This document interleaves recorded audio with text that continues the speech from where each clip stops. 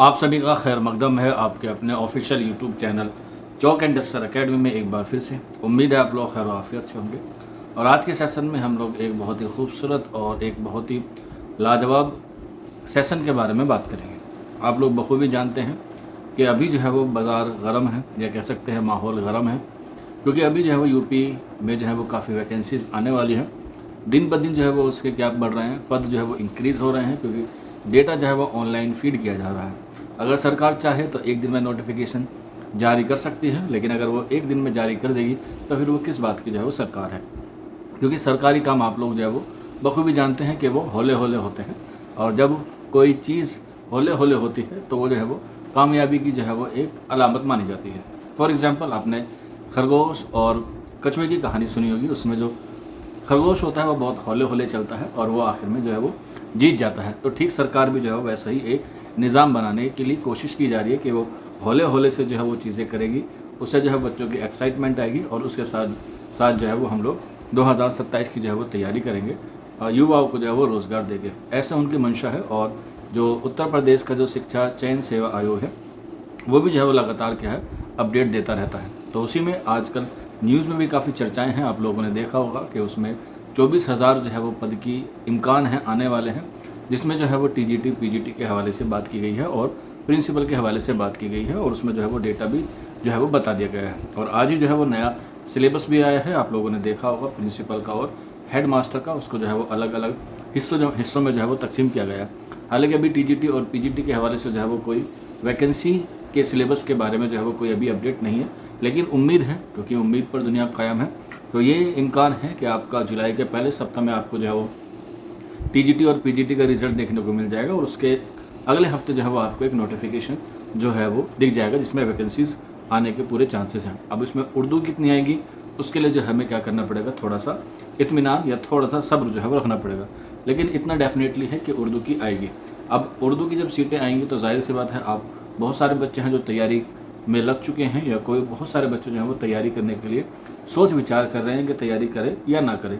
उसके पीछे भी 2-3 रीज़न है। पहले तो ये क्या उसका पैटर्न चेंज होगा, दूसरा ये क्या उसमें जीएस का पोर्शन भी ऐड होगा या नहीं होगा, और इसके अलावा जो पीजीटी है उसमें वैकेंसीज आएगी या नहीं आएगी, क्योंकि पीजीटी में जो है वो इस बार बीएड का जो है वो क्या कर दिया गया है, अनिवार्य कर दिया गया है। ऐसे जो है वो पूरी न्यूज़ में जो है वो आजकल चर्चाएँ हैं। तो इन बातों से जो है बच्चे थोड़े से क्या हैं निराश हैं। उनको जो लगता है कि हम तैयारी करेंगे और बाद में हमें जो पता चलेगा कि हम उसके एलिजिबल नहीं हैं या वो हमारे अहल नहीं हैं, तो इसलिए जो है बहुत सारे बच्चे तैयारी नहीं करें।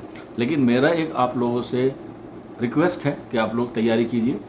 उर्दू की तो एटलीस्ट आप लोग जो है वो शुरू कर दीजिए, क्योंकि सरकार जो है वो 90 दिन में एग्ज़ाम लेने वाली है, और ये पूरे चांसेस हैं कि वो आपके जो है वो 90 दिन में एग्ज़ाम ले लेगी और आपको मार्च 2027 से पहले पहले जो है वो आपको ज्वाइनिंग दे देगी, क्योंकि जनवरी या फरवरी के आसपास जो है वो उत्तर प्रदेश में जो है वो आचार संहिता लग जाएंगी, और इसके बारे में आप लोग जो है बखूबी जानते हैं। तो अब ये जो उर्दू वाला पोर्शन है, क्योंकि चाहे 100 आए, 150 आए या 200 वैकेंसीज आए, तो उसमें से आपको जो है वो एक ही चाहिए, क्योंकि आप एक ही सीट के हकदार हैं और एक सीट पे जो है वो आपका हक भी है। तो उसी हक को पाने के लिए, उसी अधिकार को पाने के लिए, उसी राइट्स को हासिल करने के लिए आपको ज़रूरी है तैयारी, कि एक सीट है और एक सीट पर जो है मुझे हर हाल में जो है वो सिलेक्शन लेना है। एक बड़ा मशहूर भी है पोल है, आपने पता होगा कि अर्जुन वाला, कि उसने पूरी जो है वो मछली नहीं देखी, उसने सिर्फ उसकी आँख देखी और उसने जो है वो उसको जो है वो भेद दिया। तो इसी वजह से आप लोग देखेंगे कि जो वैकेंसीज कम हैं या ज़्यादा हैं वो अलग एक सिनेरियो होता है। लेकिन अगर आप लोग सोचें कि एक वैकेंसी है, मान के चलिए, हालांकि ऐसा नहीं होगा, तो वहाँ पर जो है वो आपको एक सीट जो है वो हर हाल में लेनी है। तो एक सीट के लिए आपको जो है वो अच्छी तैयारी करनी है, कंपटीशन फाइट करना है और अपनी एक सीट को जो है वो मुकम्मल हासिल करना है। उसके लिए आपको चाहे जीएस वाला पोर्शन आए या दूसरा पोर्शन ऐड किया जाए, नेगेटिव मार्किंग वाला पोर्शन ऐड किया जाए, उससे आपको जो है वो कम फ़र्क पड़ेगा अगर आप लोग अभी से ही इब्तिदा से, या कह सकते हैं शुरुआती दौर से ही आप लोग पढ़ना शुरू कर दें। अब पढ़े कैसे, उसे आप लोग जो है वो सीक्वेंस में पढ़ना शुरू कीजिए। सीक्वेंस में कैसे, आप लोग पहले उसका सिलेबस देखिए। अभी तो सिलेबस अपडेट की कोई उम्मीद नहीं है। अभी जैसे जैसे न्यूज़ में है कि पैटर्न चेंज होगा तो सिलेबस भी चेंज होगा, ऐसा नहीं है। लिटरेचर जो है वो वैसे ही रहेगा, 2-4 टॉपिक्स इधर से उधर हो सकते हैं, तो उसे आप लोग जो है वो कवर कर सकते हैं। तो इसे आप लोग एक सीक्वेंस में पढ़ें। पहले आप उर्दू के बारे में पढ़ें, उर्दू ज़बान के बारे में पढ़ें, उर्दू की तारीख़ पढ़ें, उसके बाद दक्कन में पढ़ें, उसके बाद शुमाल पढ़ें, फिर उसके बाद इसनाफ़ पढ़ें, नस्र की या नज़्म की, जो भी आपको ईजी लगे। सीक्वेंस का मतलब है अगर आपको नस्र पढ़नी है तो आप लोग पहले दास्तान पढ़ें, फिर नावल पढ़ें, फिर उसके बाद अफसाना पढ़ें और फिर उसके बाद ड्रामा पढ़ें। अब ये पढ़े कहाँ से? तो अगर आपको पूरी तारीख़ पढ़नी है, मान के चलिए आपको उर्दू ज़बान की तारीख़ पढ़नी है, तो आप लोग एक मशहूर किताब है जिसका नाम है मुक़दमा तारीख़ ज़बान उर्दू, मसूद हुसैन खां की ये किताब है, बहुत अच्छी है। इससे आपको जो है वो सारे टॉपिक्स जो उर्दू ज़बान के हवाले से वो सारे क्या हो जाएंगे, क्लियर हो जाएंगे। इसके अलावा आपको दास्तान पढ़नी है, तो उर्दू की नसरी दास्तान है ज्ञानचंद जैन की, बहुत अच्छी और बहुत शानदार किताब है, उससे आप लोग पढ़ सकते हैं।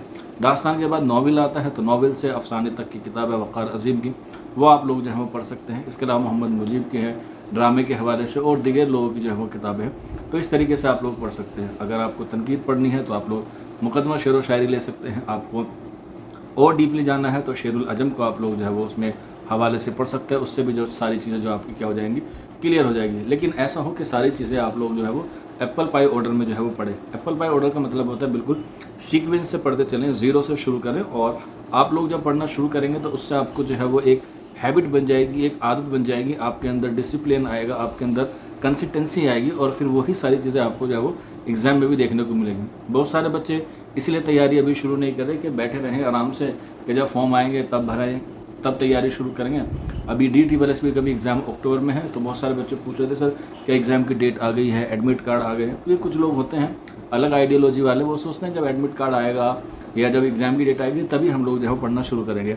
लेकिन जो दूरदृष्टि वाले इंसान होते हैं या जो IQ उनका नॉर्मल से थोड़ा सा हाई होता है, तो वो ना तो फॉर्म का वेट करते हैं, ना ही वो किसी एडमिट कार्ड का वेट करते हैं, और ना ही किसी एग्ज़ाम डेट का इंतज़ार करते हैं। उनका मानना होता है कि जब भी एग्ज़ाम होगा वो हमारी सीट एक बिल्कुल रिज़र्व है और उस पर जो है मेरा नाम लिखा हुआ है, और उसी नाम को रोशन करने के लिए वो जो है वो पूरी जद्दोजहद में लग जाते हैं, दिन और रात को जो है वो पूरी ईमानदारी से जो है मेहनत करते हैं। तो कहने का मतलब ये है कि सीट चाहे 10 आए, 20 आए, 100 आए, 150 आए, आपको जो है वो एक सीट लेनी है, और उसके लिए आप लोग पहले सिलेबस देखें। मैं उम्मीद है आने वाले सेशन में या आने वाले वक्त में जो है वो आप लोगों के लिए सिलेबस पे वीडियो बना दूंगा। हालांकि ऑलरेडी बनी हुई भी है, आप लोग प्लेलिस्ट में जाकर जो है चेक कर सकते हैं, उसको सिलेबस देखें। तकरीबन 70 या 65 के आसपास आपके जो टॉपिक्स हैं UP TGT में, क्योंकि PGT में वैकेंसी नहीं आई तो अभी तक उसका सिलेबस जो है वो नहीं जो है वो आया है, और जैसे ही उसके बारे में भी आएगा तो उसके बारे में भी आपको जो है वो इन्फॉर्मेशन दे दी जाएगी। तो कहने का इस वीडियो के माध्यम से आपको सिर्फ ये बताना है कि अगर GS वाला पोर्शन ऐड भी होता है तो आप लोग उर्दू तो अभी से जो है वो पढ़ना शुरू कर दें। आहिस्ता आहिस्ता आप लोग पढ़ेंगे और धीरे धीरे पढ़ेंगे। डेली 1 घंटा आप लोग अपना शेड्यूल बना के रखिए। आध घंटा नहीं हो पा रहा तो आप लोग एटलीस्ट आध घंटा पढ़िए, और आध घंटा नहीं भी हो पा रहा तो एटलीस्ट 20 मिनट पढ़ना जो है वो आप लोग शुरू कीजिए, ताकि जब आप लोगों को लगे कि एग्ज़ाम अनकरीब है तो आप लोग उतने सिलेबस को देख के डरे ना, उतने सिलेबस को देख के एकदम मन में ये ना आ जाए यार सिलेबस बहुत बड़ा है, मुझसे जो है वो कवर नहीं हो पाएगा। क्योंकि कोई भी चीज़ होती है वो धीरे धीरे जो है वो फुलफ़िल होती है, और उससे हम लोग जो है वो धीरे धीरे ही कामयाबी की तरफ को पाते हैं। एक किताब होती है, हम किताब को एक साथ नहीं पढ़ते हैं, उसे अलग अलग यूनिट में डिवाइड करके जो है पढ़ते हैं, और फिर जब एनुअली एग्ज़ाम आते हैं तब हम लोग जो है उसे पूरी किताब को पढ़ते हैं। तो आप भी उसी पैटर्न पे जो है वो अपने एग्ज़ाम की तैयारी कीजिए। कोई डाउट होता है, कोई क्वेरी होती है तो आप लोग नीचे कमेंट बॉक्स में हमसे मालूम कर सकते हैं, या फिर आप लोग हमारे WhatsApp नंबर 9045220432 पर भी हमसे रब्ता कर सकते हैं। आज के सेशन में इतना ही था, मिलते हैं आप लोगों से जल्द ही नेक्स्ट वीडियो में। शुक्रिया फॉर वॉचिंग दिस वीडियो।